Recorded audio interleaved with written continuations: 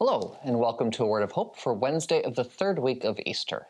I'm Brother Joe Trout, and yesterday we heard from Father Jimmy about St. Stephen and his martyrdom.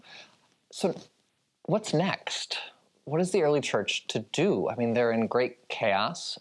They're afraid for their lives. We hear that Saul, before he has this profound experience of Christ, is still persecuting the church.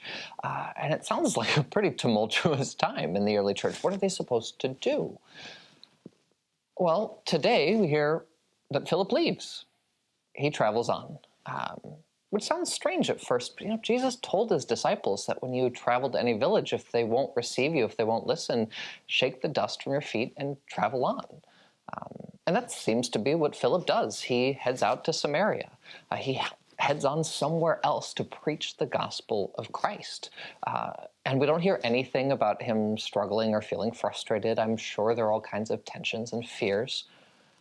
But I think there's really an important message for all of us when we think about our role in evangelizing this world, that there's an incredible urgency and importance to the work of the early church. They feel this tremendous sense of mission to proclaim Christ without really any signs of anxiety. In fact, they proclaim Christ, and when people don't listen, they left. That they're willing, they risked their lives, they were willing to be put to death over it, and yet they traveled about and they were willing to move on. I think that's a lot easier said than done.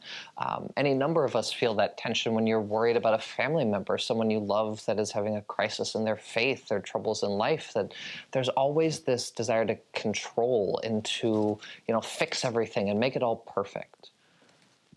But I think the witness of the apostles for us now is that real confidence in the resurrected Christ and his Spirit within us. That how do I go about living for Christ with tremendous urgency, but not anxiety? Trusting today that God is at work, and it's okay to move on when people aren't listening. I don't have to beat someone over the head. It's okay to move on and proclaim Christ anew without fear of everything falling apart. So that's the challenge for us today. How do I proclaim Christ urgently, patiently, and calmly, free of anxiety? Thank you, and God bless.